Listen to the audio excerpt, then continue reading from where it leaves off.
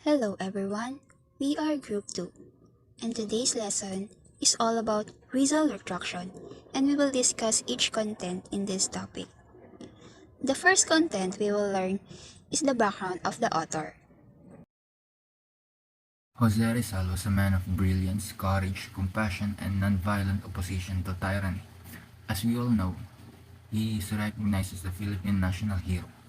In this discussion, we emphasize the life of Rizal and his alleged retraction towards his action against Spanish colonial rule and the Catholic Church. Jose Protasio Rizal Mercado y Alonso Rielonda, commonly known as Jose Rizal, and by his nickname Pepe. On June 19, 1861, in the Laguna province town of Calamba, he was born into a wealthy family. Pepe was the seventh of his parents' 11 children, making him the youngest of the two boys and had 9 sisters in all. Calamba, the town where Jose Rizal was born, is where many of his fondest childhood memories are found. Due to the fact that he was a weak, ill, and undersized child, his parents provided him with most loving care. Pepe also showed exceptional intelligence at a young age. At the age of 3, he mastered the alphabet with the help of his mother, and by the time he was 5, he was able to read and write with ease. He altered his name to Jose Protasio Rizal after enrolling at the Ateneo Municipal de Manila. After removing the remaining name that made up his full name, he is now forced to use it as an advice by brother Pasiano and the Mercado family, even if doing so causes him to appear to be an illegitimate child. This adjustment gave him the liberty to travel and separate him from his brother, who had gained authority for previous connection to Filipino pride. At the Ateneo Municipal de Manila, Jose, commonly known as Rizal, immediately attracted attention for his poetry, writing, and his proficiency in Spanish and the other languages.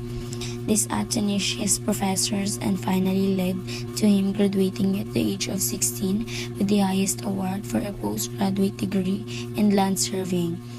In 1877, Rizal finished the surveyor's training, and a year later he passed the licensure exam. Although due to being underage, which is Rizal was only 17 years old at that time, he wasn't able to receive license to practice. As a result, it was delayed until he turned 21 years old. Subsequently, in publications, he criticized Spanish historical representations of the pre-colonial Filipino communities. His first book, was No Limitangere, was written in Spanish and published in Berlin, in Germany in 1887. In this book, the Catholic Church and Spanish colonial rule in the Philippines are viciously criticized. The Spanish colonial administration labeled Rizal as one of the troublemakers as a result of his action.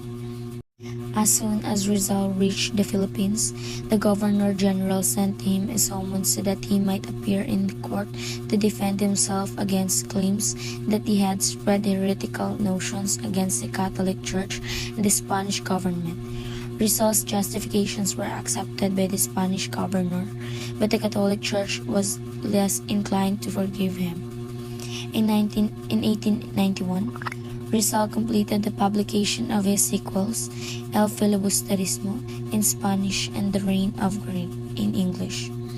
During the publication of this sequel, Rizal ran into financial difficulties, but with the assistance of Valentin Ventura, Rizal was able to finish the publication of his book. Due to his novels, the Spanish government abducted Rizal for trial. The court-martial that followed convicted him guilty of rebellion, sedition, and conspiracy. He was ultimately found guilty on all counts and given the death penalty. Despite the lack of evidence, 2 hours prior to his execution in Manila on December 30, 1896, Rizal, at the age of 35, was given permission to marry Barkan. Second content, historical background of the document. On January 19, 1851, Vicente Balaguer was born in Alicante, Spain.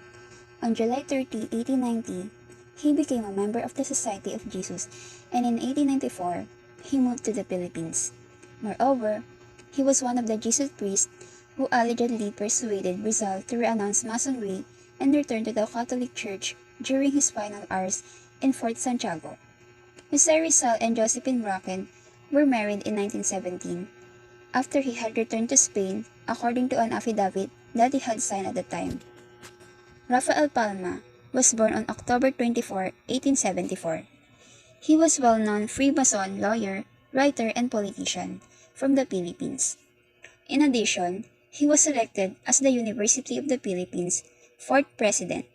Afterwards, he was chosen to serve as a senator for the Nacionalista Party, regularly representing the 4th District in the senatorial elections of 1916 and 1919. Moreover, he was the author of Biografía de Rizal, a biography of the national hero that took first place in the literary competition organized by the Commonwealth government in 1938. Chapter 32 and 33 contain the supposed retraction of Rizal, and Chapter 34 has his analysis. After being identified as a key figure in the Philippine Revolution, Dr. Jose Rizal was detained, brought before a Spanish court-martial, and found guilty and given the death penalty.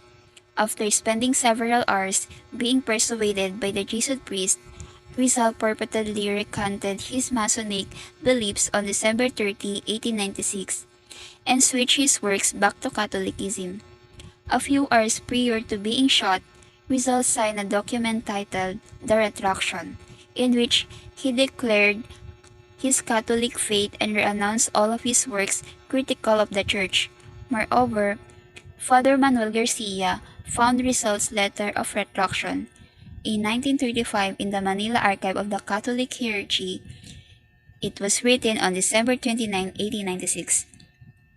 Father said Balaguer, together with Father, on December 29, 1896, at around 10 in the morning, Villa Clara entered Rizal's cell.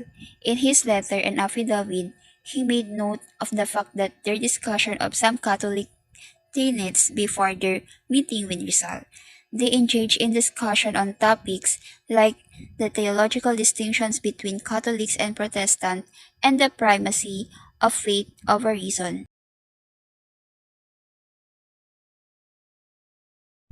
They informed him that he would have to sign a retraction letter and confess his beliefs before they could give the sacraments he required. About noon, the two Jesuit department Rizal's confinement, with Rizal still debating whether or not sign the retraction letter. After their initial contact with Rizal, the Jesuit rushed directly to the Archbishop's palace to inform their superiors of what had happened. As by 3 o'clock in the afternoon, Balaguer and Villa Clara returned to Rizal and continued their attempt to convince him to repent until dusk. They were still unable in getting him to acknowledge the retraction in writing. At their third encounter with Rizal, which began at 10 o'clock that evening, they showed him the two retraction templates after they received from PI. Father said the initial templates was deemed undesirable by Balaguer. Rizal because it was too lengthy and its language and style did not accurately represent him. I oppose Masonry as the enemy of the Church and reprobate by the same Church. Rizal's final version of the retraction template said when it was approved by the Jesuit, Kavana 1956.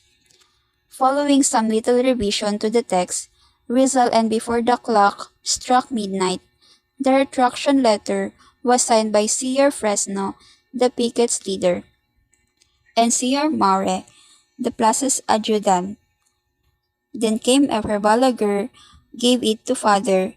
PI then forwarded it to Bernardino Nuzaleda, the Archbishop.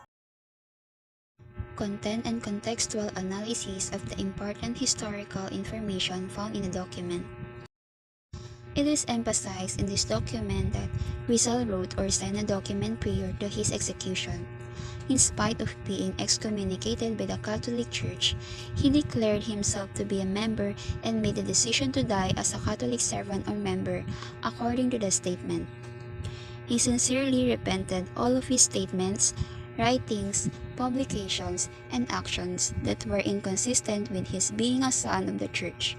Rizal also acknowledged his hatred for Masonry and granted the diocesan prelate permission to make public all of his transgressions in an effort to undo the harm he had done and to seek forgiveness to God and to all people.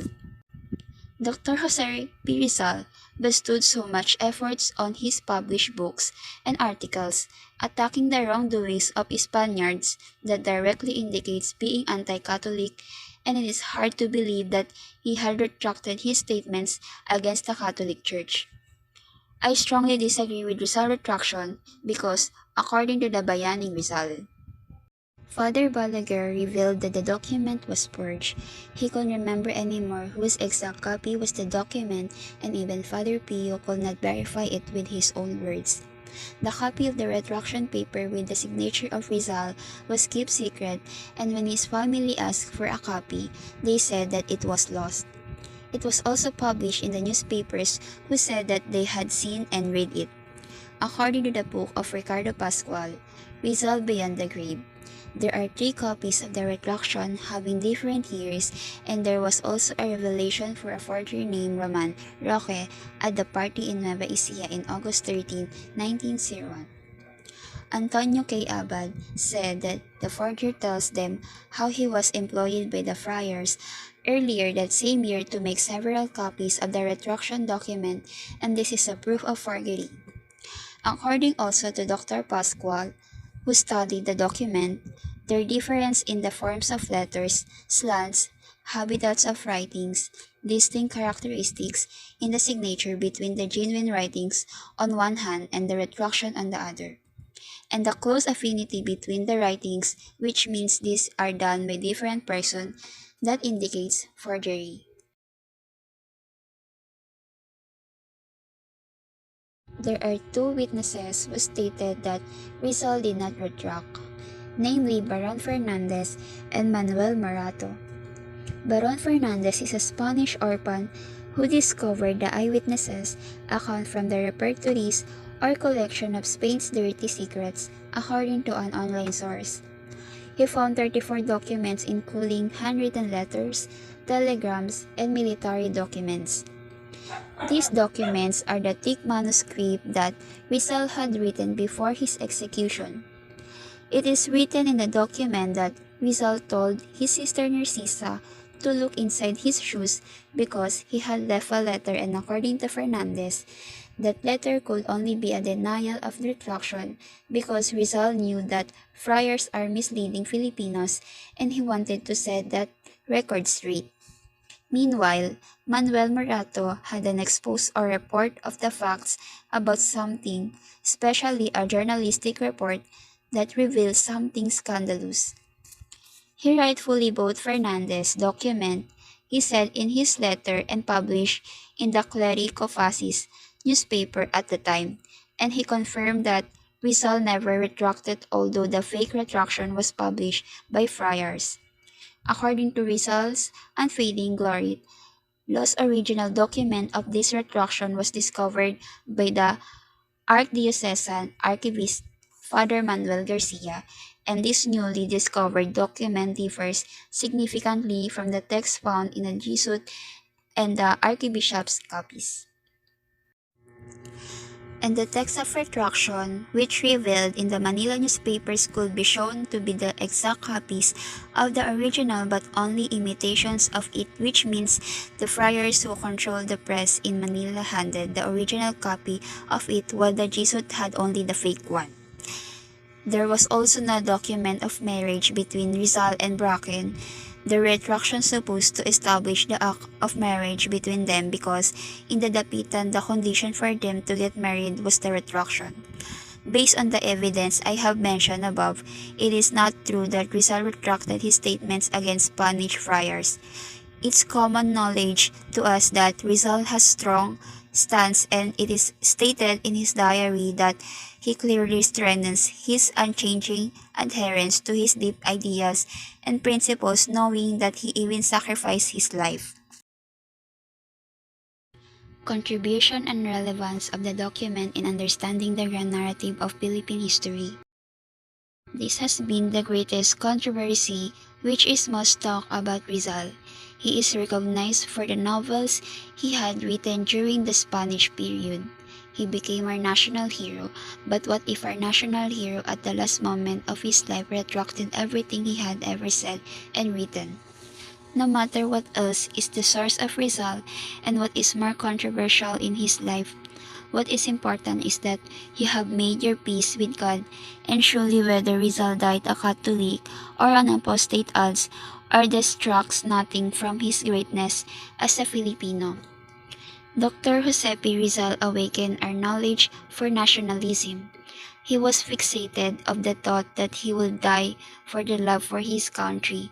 He himself had coveted death a long time ago. His character speaks so loud that even all of Rizal's friends do not believe that he had written a retraction. Same as them, I believe that he has not retracted before his final moments.